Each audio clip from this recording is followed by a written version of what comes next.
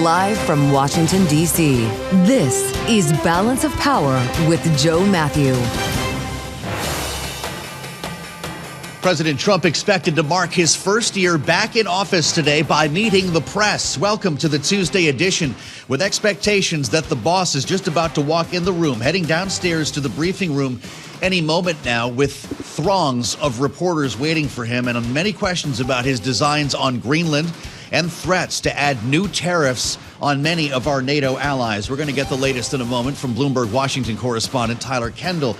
And we'll talk with Daniel Fried, the former U.S. ambassador to Poland, now at the Atlantic Council.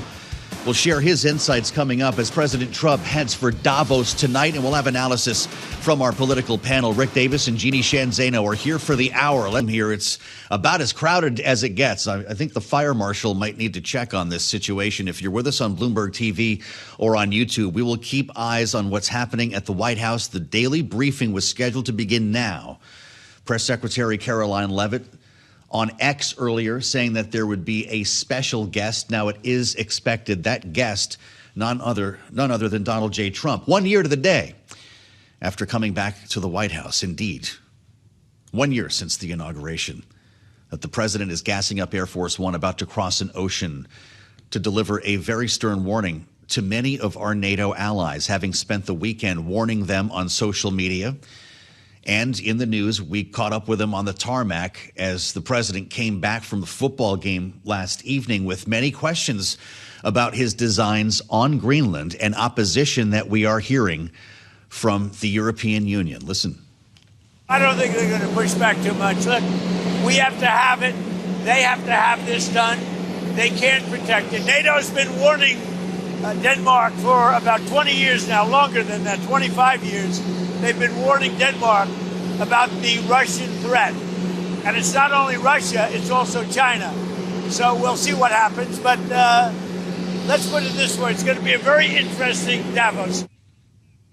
It's going to be a very interesting Davos, and we're going to be following all the president's footsteps when he gets to Switzerland. Wheels up tonight. He'll be speaking tomorrow morning, pre-market our time, about what's expected to be an affordability address. He's talking about prices here in the United States, even while following up with NATO leaders on Greenland, promising an additional 10% tariff on those countries pushing back or working with Denmark in this case, and then threatened an additional 200% tariff on France for its wine and champagne, when Emmanuel Macron pushed back on this idea of a board of peace the president is establishing for Gaza. We've got a lot to talk about with Tyler Kendall, and as I mentioned, we'll be joined in a moment by former Ambassador Daniel Fried with us in studio here as we stand by for President Trump at the White House. Tyler joining us now from our Washington bureau. Do we have a sense of what he wants to say, Tyler?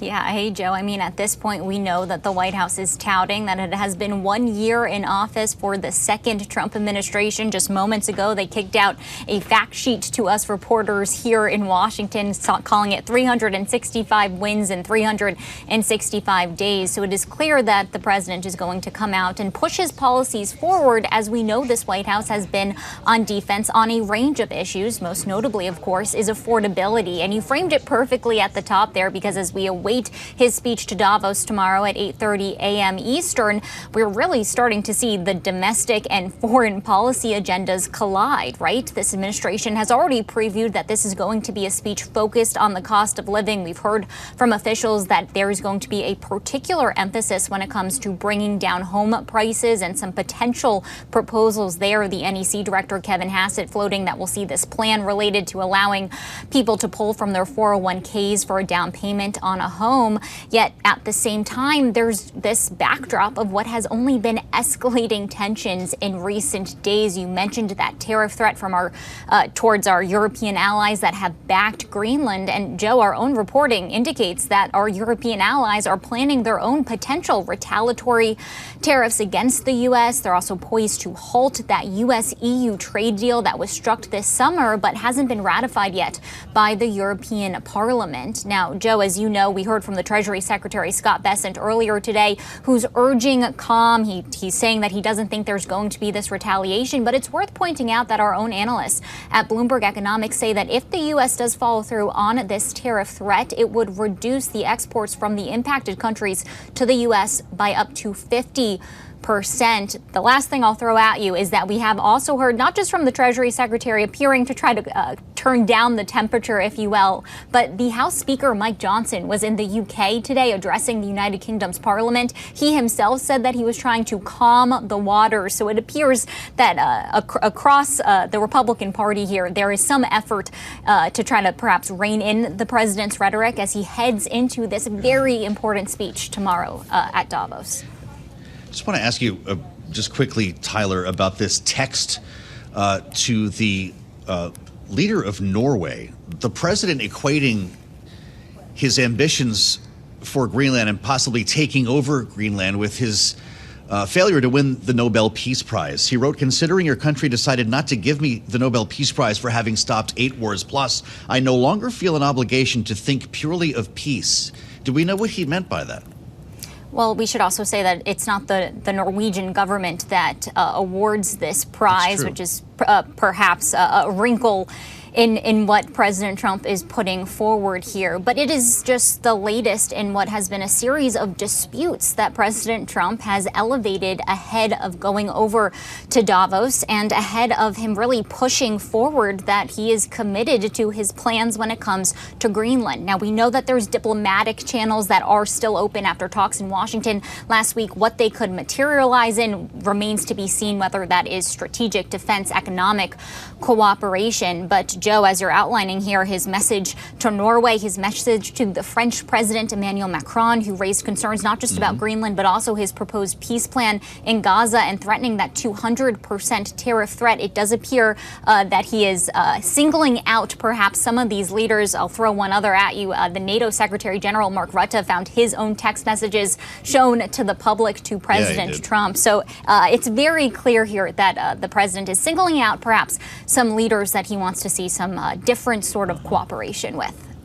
Yeah, text exchanges with Macron, Rutte, and Starmer all made public. Tyler, thank you so much. Tyler Kendall's going to have a lot to cover coming off of this conversation, and I'm glad that we're joined in the room by a voice of experience. And I want to note, producer James just let me know that everyone has been seated in the briefing room, which might mean that our special guest, as Caroline Levitt put it, might be about to enter. Daniel Freed, Weiser Family Distinguished Fellow at the Atlantic Council, a voice of reason on this program for many years running now, former U.S. Ambassador to Poland, Assistant Secretary of State for Europe. Mr. Ambassador, it's great to see you, and I appreciate your being with us today. Thanks for having me. I'll apologize in advance if we get interrupted by this briefing. It wouldn't be the first time. What is it that we are seeing unfold here? We're told that NATO is on the line. Could this be the end of the alliance, or is it strong enough to withstand whatever Donald Trump is about to throw at it? Well, we don't know what we're dealing with because we don't know whether Donald Trump is pressing hard for the sake of some sort of reasonable deal, or whether he really wants to attack a NATO ally, attack Denmark to seize Greenland. There is still a path to a successful resolution. President Trump says we have security interests in Greenland. Quite right. President Trump has argued that the European allies in NATO have not done enough to counter these threats. Okay, there's a case. Yeah. So the deal that should happen is the allies step up to do more on Arctic security, and Trump claims a win.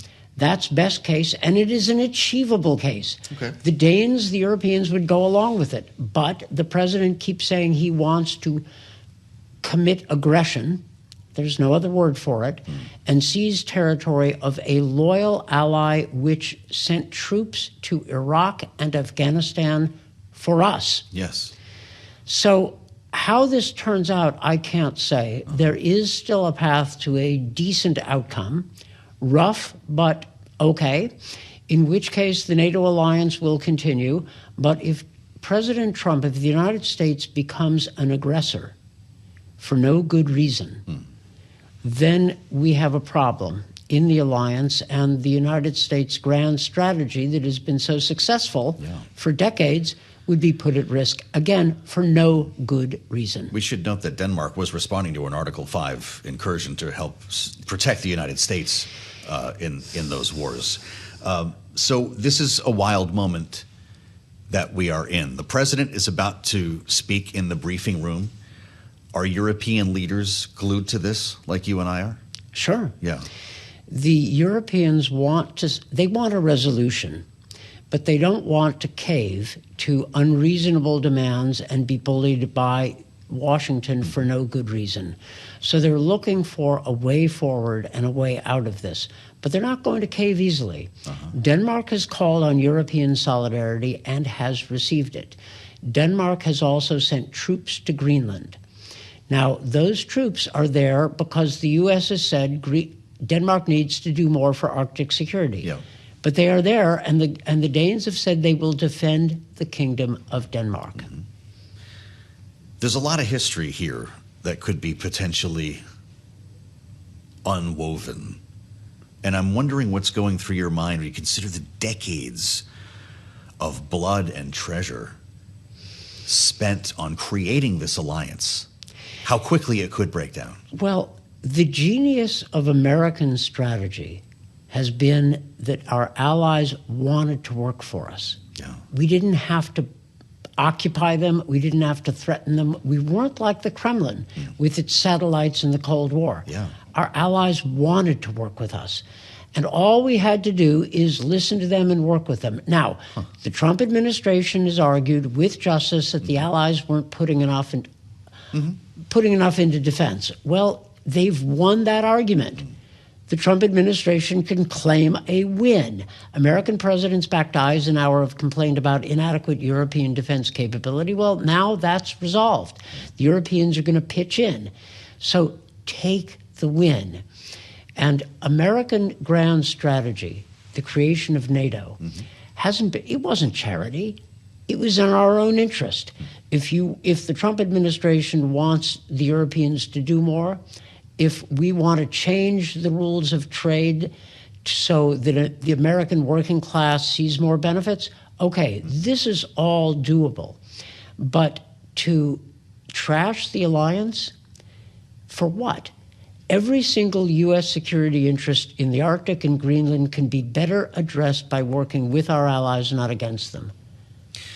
The president wants to build a board of peace, and he's invited other world leaders to pay $1 billion for a permanent seat on this board.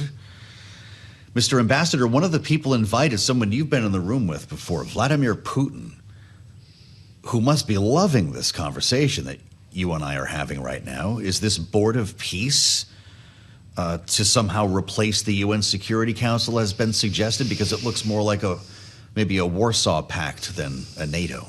Well, the original notion of a board of peace was a group of leaders to back the Israeli-Gaza settlement, yes, and potentially to back a diplomatic way forward in the Middle East. So yes, right. My initial thought was, hey, this makes sense, this could work. But inviting Vladimir Putin is questionable. He was bombing civilian neighborhoods last night. And inviting the dictator of Belarus? Yeah.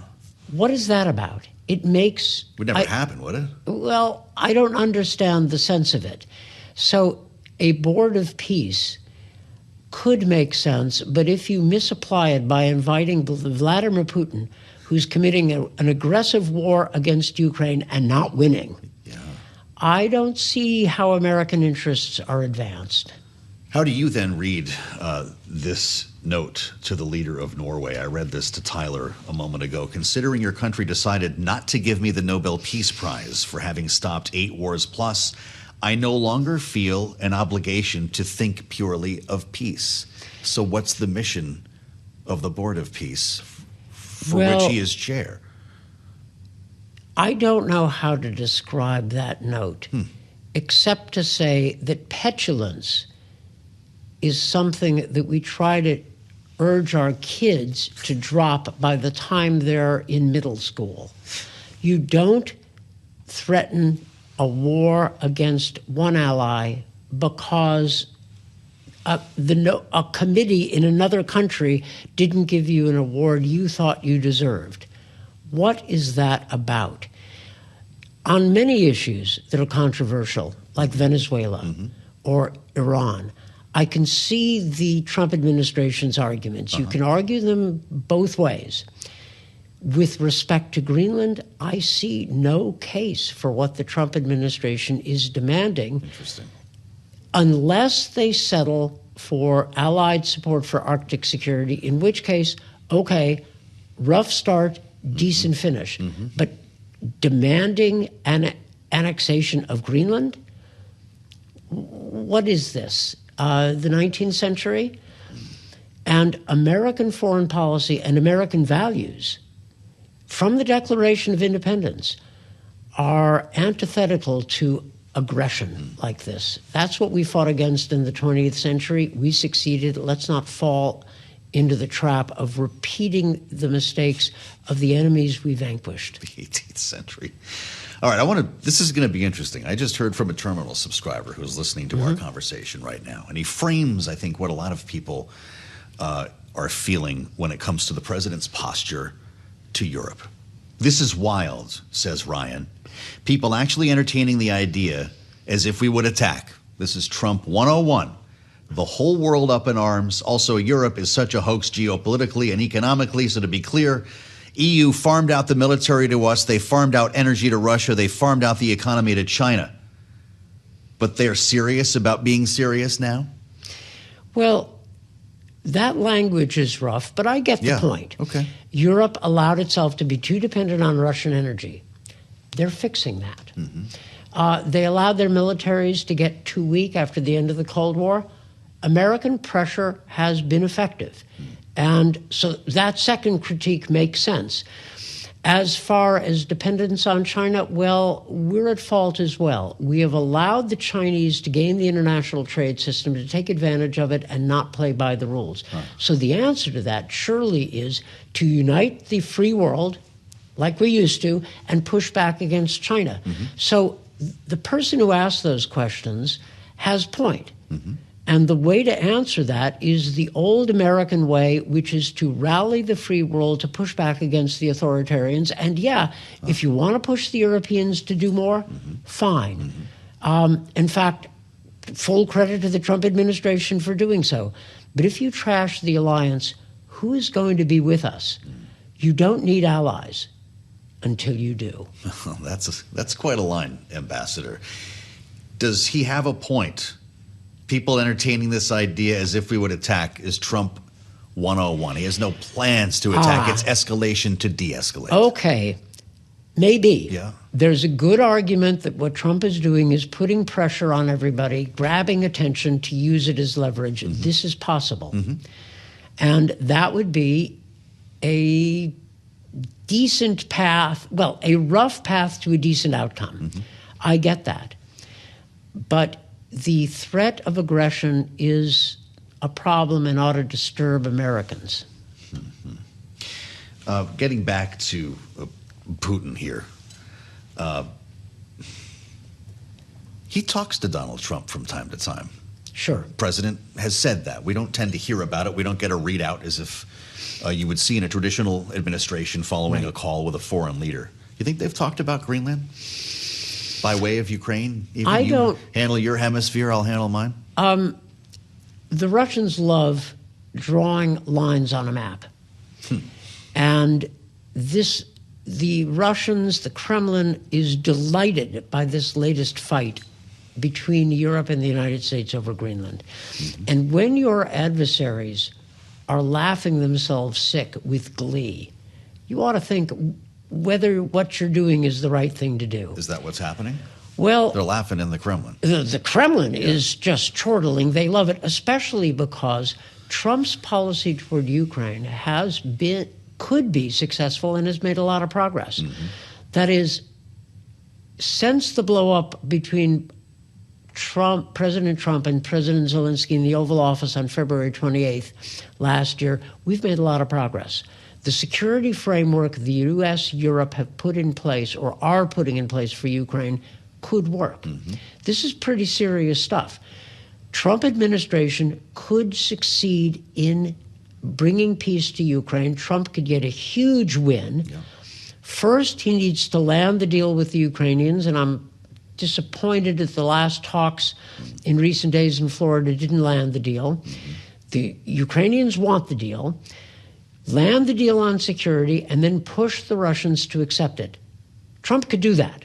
We have the leverage. We have the cards. Yeah. A big win is achievable. So why sacrifice that for the sake of what?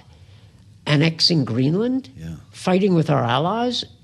American interests are what Trump says he's after. So there's a win here for the United States, for the free world, and also it would vindicate Trump. He brings peace to Ukraine. He'd be able to say, hey, I did it, Joe Biden didn't. Yep. So land the deal. Bring it home. According to his count, that'd be 9 wars.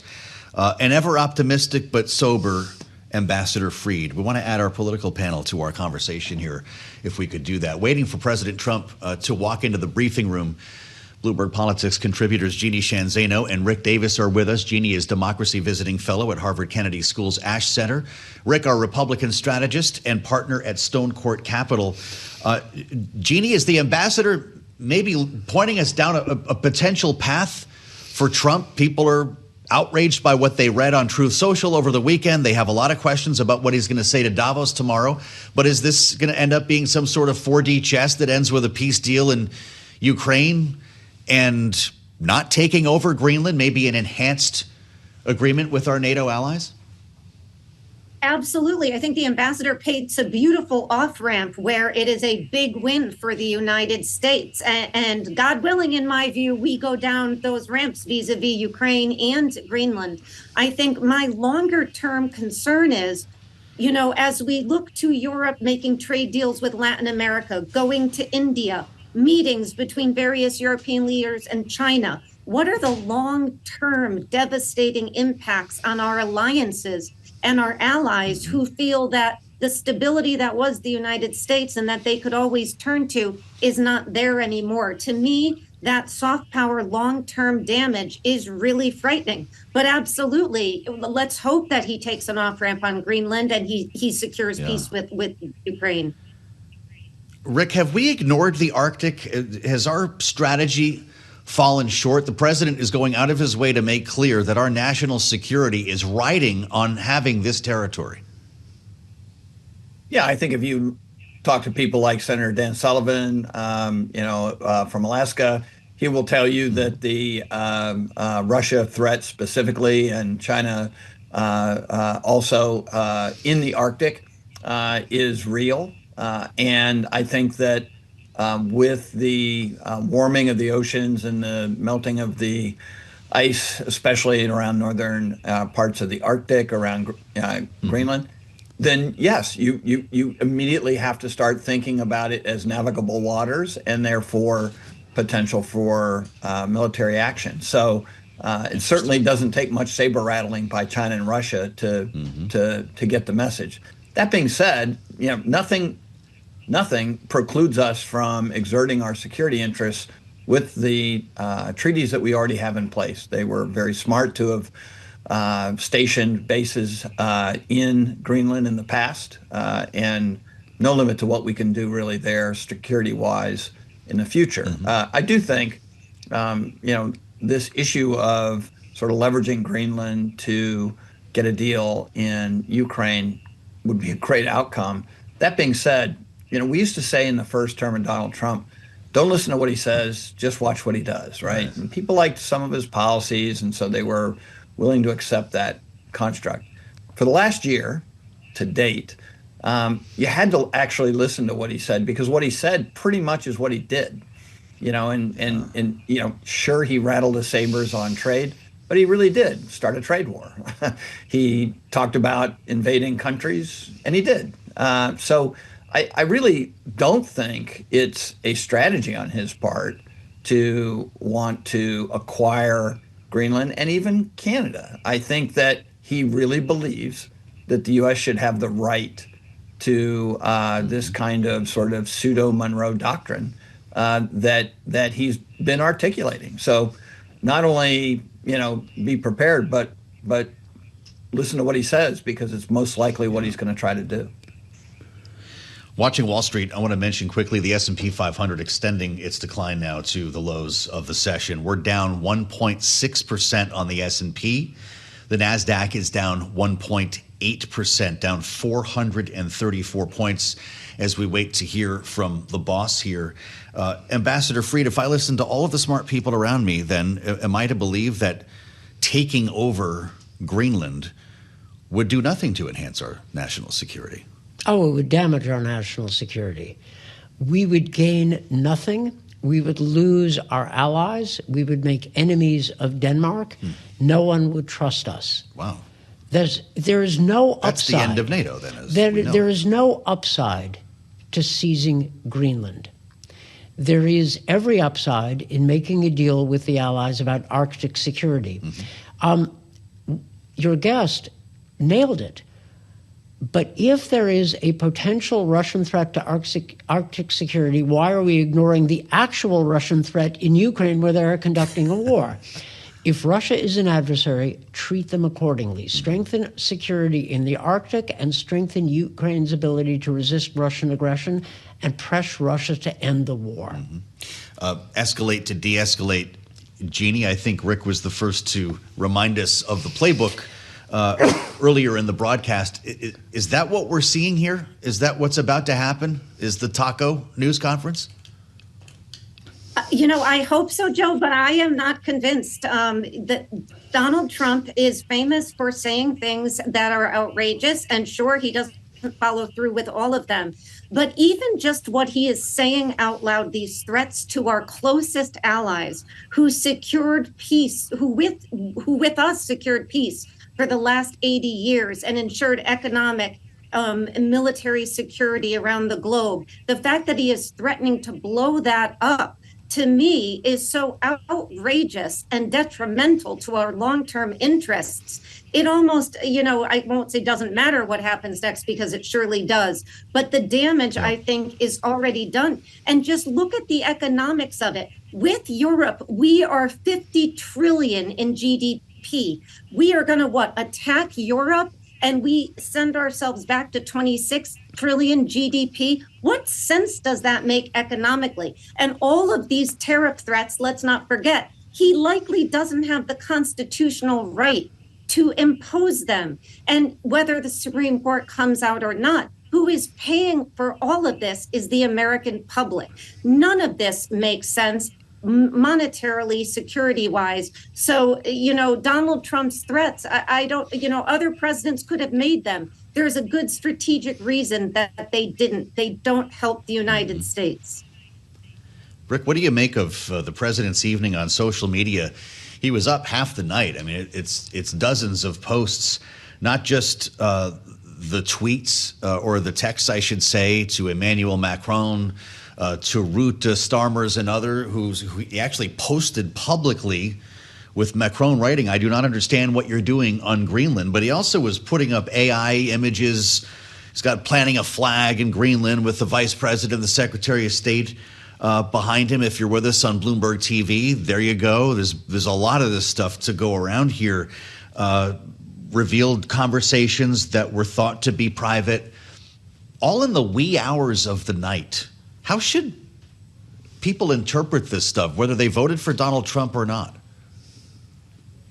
It's an interesting dynamic with a president who, according to a report I saw this morning, his 1 year in presidency posted 6,000 social media messages. Many of them, if not the vast majority of them, have the standing of making policy, right? We gave up years ago putting out press releases from departments, agencies, and the White House announcing policy decisions. Now it's just a true social post and a follow-up executive order. So, yeah, I mean, it is kind of hard to see whether or not the American public is absorbing the frenetic nature of this president and the way he makes decisions and how policies are implemented. Because when he does these things, it affects hundreds, if not thousands, of government employees at the highest levels all the way down to the bottom.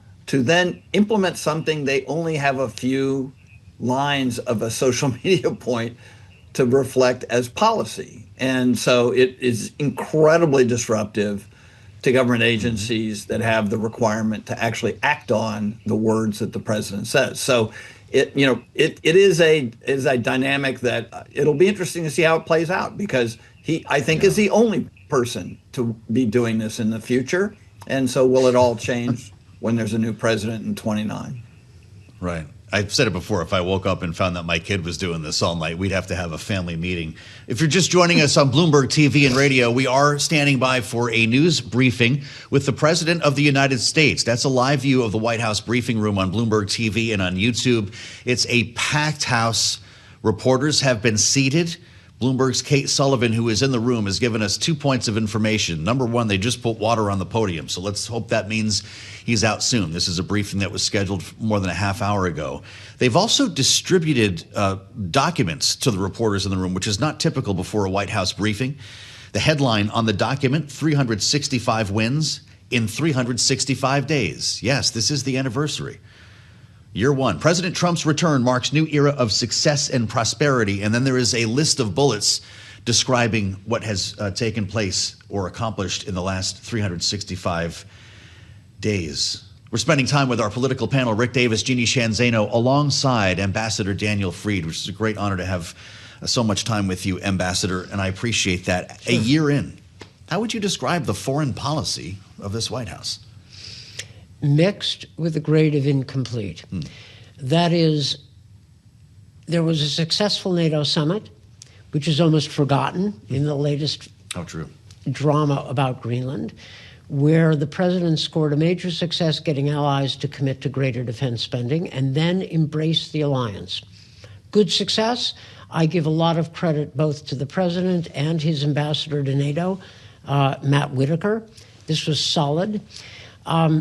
This year, there has been the arrest of Maduro in Venezuela. You can argue that both ways, I think. Yep.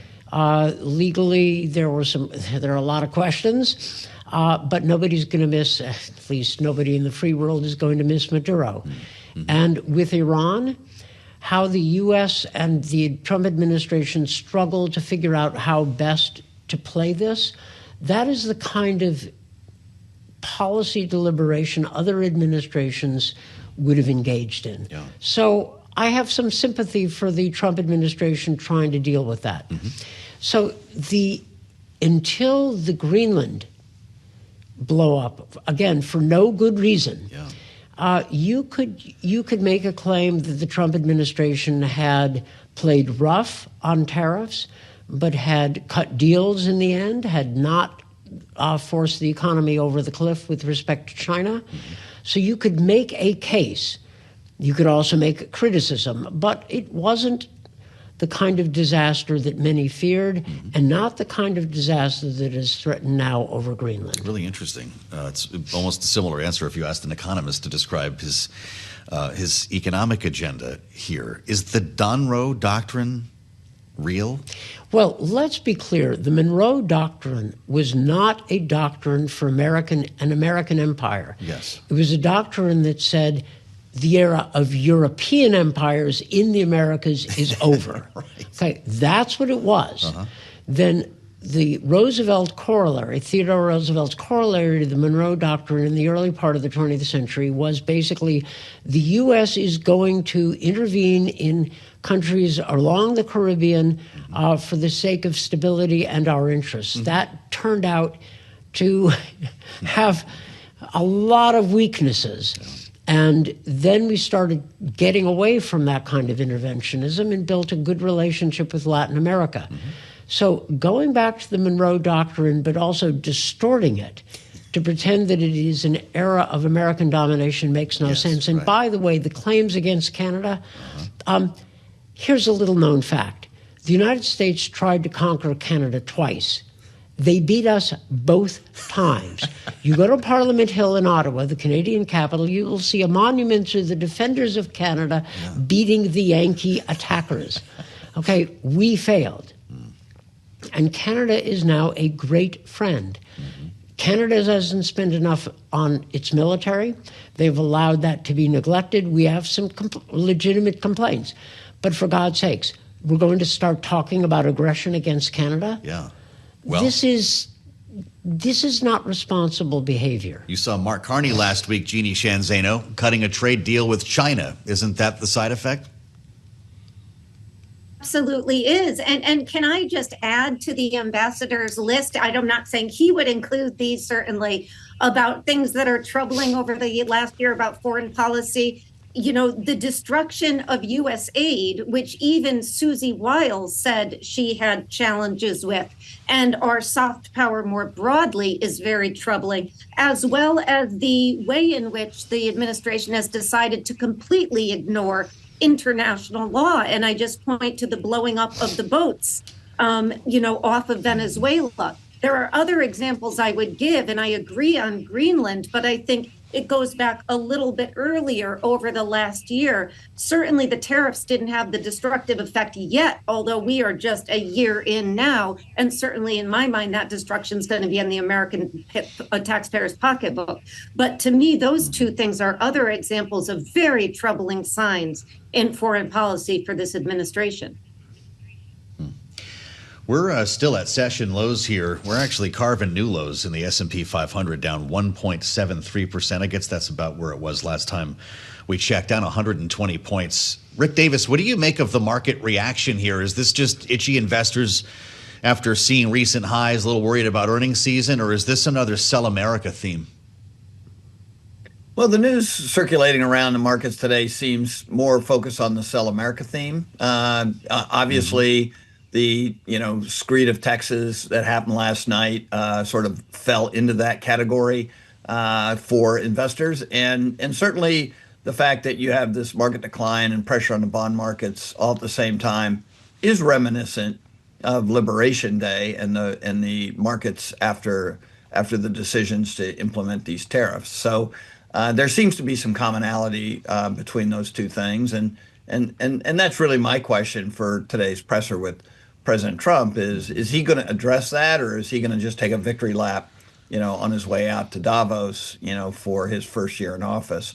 My guess is it's probably the latter, and we'll see whether or not Secretary Bessent sort of addresses any of the market turmoil today. But my guess is while in the comfort zone of freezing weather in Davos, Switzerland, he'll stick to script.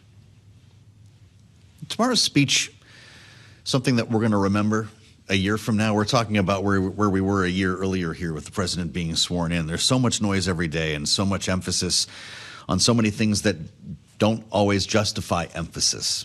Tomorrow is a landmark. Will it be in the history books? Depends on what he says, Yeah. right? Mm-hmm.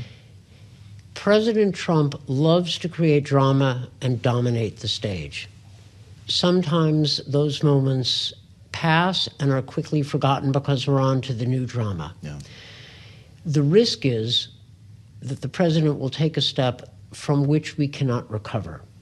And by the way, your guest said that taking down USAID was a problem. Yes, so was attacking American broadcasting. One of the reasons we won the Cold War is because of our Radio Free Europe, Radio Liberty broadcasts into the Soviet Union and Eastern Europe. Shouldn't we be broadcasting into Venezuela now? Shouldn't we be broadcasting into Iran? The Trump administration tried to take down our capacity to do so, only to find that it, may need it. Yeah. So taking down the infrastructure of American influence is a pretty expensive proposition. There's hard power, there's the military. But the reason we won the Cold War was at least as much soft power. Don't trash it. You may need it. Might be time to take another look at the VOA. Ambassador, thank you for being with us. I appreciate your insights greatly, as always. That's Daniel Fried. There's only one. I'm Joe Mathieu in Washington. We're going to keep our panel handy here as we wait for Donald Trump to join reporters in the briefing room. He's about 40 minutes late. at some point he will emerge and you'll hear and see the president live on Bloomberg TV and radio. I mentioned the stock market. This is getting to be a little bit rocky here today. It's not been fun since the early going, but the news that we've been discussing is helping to drive prices lower. I want to update the markets. Charlie Pellet has his eyes on things live from World Headquarters in New York. Charlie, take it away. Right now we are looking at lows of the day. Joe Mathieu with the Dow, the S&P, NASDAQ all declining. 68.17 where we stand on the S&P. That is a drop now of 122 points, down 1.8%. Dow Industrials down 744, decline there of just about 1.5%, while the NASDAQ Composite Index is down 477 for NASDAQ, a drop now of 2%. The NASDAQ 100 Index down 1.8%, and the Russell 2000 Index of small cap shares down 0.9%. The Bloomberg Mag 7 Index particularly hard hit. That index down 2.6%. 10 years currently yielding 4.28% with a 2-year at 3.58%. Spot gold is surging to a record $47.58 where we stand right now, up 1.9%. Silver higher as well, up at $94.38, while West Texas Intermediate crude $60.50 a barrel. WTI up by about 1.8%. French President Emmanuel Macron is blasting President Trump's trade strategy, which he says is meant to subordinate the EU. The Danish pension fund, Academica Pension, will exit U.S. Treasuries. Also, the Canadian military has been modeling a hypothetical American invasion, that according to the Toronto Globe and Mail. Goldman Sachs Group and Qatar Investment Authority have agreed to expand their strategic partnership. Goldman Sachs shares today, right now they are down by 1.5%. Bank earnings, we did hear this morning from U.S. Bancorp, down 0.1%. Fifth Third up 1.9%. Key Corp down 1.5%. For on-demand news, 24 hours a day, subscribe to Bloomberg News Now wherever you get your podcast. And back we go to Washington. Once again, your host, here he is, Joe Mathieu. All right, Charlie Pellet, thank you so much. They're modeling for a potential U.S. invasion. The headlines that you hear every day sometimes are too much to understand, but that's why you're on Bloomberg as we seek context and analysis, and that'll be our drive as we hear from President Trump coming up shortly here. I say shortly, we don't know. He was supposed to be in the briefing room at 1 o'clock, and 42 minutes have passed. We've got a briefing room, though, full of reporters when he does enter. It should be pretty high drama on what is 1 year to the day, first year of the second term in the bag. And the markets, as you just heard from Charlie, are not behaving very well. That's why we thought we'd spend a little extra time with Christine Aquino, who's working overtime today, managing editor at the Bloomberg Markets Live blog. Christine, welcome back. We spoke last hour, and it looks like we're digging ourselves into a slightly deeper hole here. Is this all geopolitics, or is there more at hand? It was a week ago yesterday that we were at all-time highs. Yeah, absolutely, Joe. I mean, I guess it is fair to say that this reaction started as a geopolitical risk premium that's being built back into U.S. assets, and therefore we're seeing declines, not just in the U.S. stock market, but also in treasuries and the dollar. So it really is an across-the-board sell-off. But I think what we're witnessing now is that momentum building upon itself, right? So the initial reaction was risk off. We saw that in Europe. We saw that in Asia. And then when the Americans got back from a long weekend, they saw what was happening. They pushed the sell button immediately. A little bit of lunchtime recovery, but we're back to the lows of the day. And this really just speaks to that powerful negative momentum that we start the week with, really just kind of permeating into the afternoon U.S. session here. Across the board, right? I mean, we're looking at pretty tough decliners versus advancers. A couple of things are getting a bid so far. ExxonMobil actually hit an all-time high today, Christine, so there are some exceptions. Yeah, absolutely, Joe. And this is kind of what makes this session and this sort of environment interesting, right? Is, again, we talked about how really gone are the days of one-way directional moves in equity markets and in markets in general, right? It's no longer a one-way bet based on a single catalyst. What we're seeing really is a little bit of differentiation. As you mentioned, some sectors doing particularly well because perhaps, you know, the geopolitical situation is more favorable to them. ExxonMobil makes a lot of sense given that the increase in oil prices that we've seen of late, and other companies also potentially kind of benefiting from that rotation out of the big tech stocks, which really is leading the way in a sell-off here. And investors kind of looking, hey, if I'm not buying tech stocks and I still have to own stocks, where else do I go? Maybe small caps. Sure. Interesting. Christine, this is quite a moment we're in here. It's great to see you, and welcome back, as always, with us live from World Headquarters in New York. VIX is back above 20. I do want to mention, in the yield on the 10-year, 4.28, up about 1.4%. That's what's going up, which is not a great scenario here, obviously, as we watch stocks decline. We'll assemble our panel in just a moment here as we wait for the president to join us in the briefing room. This is a conversation that was set to begin some time ago, top of the hour, 1 o'clock, and you've, as you can see, got a room full of reporters. There's nowhere to put your coats in there, which I'm guessing is a pretty uncomfortable place to be right now. They put water on the podium, and we do expect the President of the United States to enter the room here to mark 1 year of his second term, and then, of course, prepare himself for the messaging that will follow tomorrow in Davos. The president will be wheels up tonight. He's got another event in the Oval Office, signing some legislation, and then heading out of town for a speech that will take place before the market open tomorrow. Rick Davis and Jeanne Zaino are still with us, Bloomberg Politics contributors, having spent some time with Ambassador Daniel Fried earlier, and the remarkable social media feed that the president assembled last evening here. Rick is our Republican strategist and partner at Stonecourt Capital. Jeanne is democracy visiting fellow at Harvard Kennedy School's Ash Center.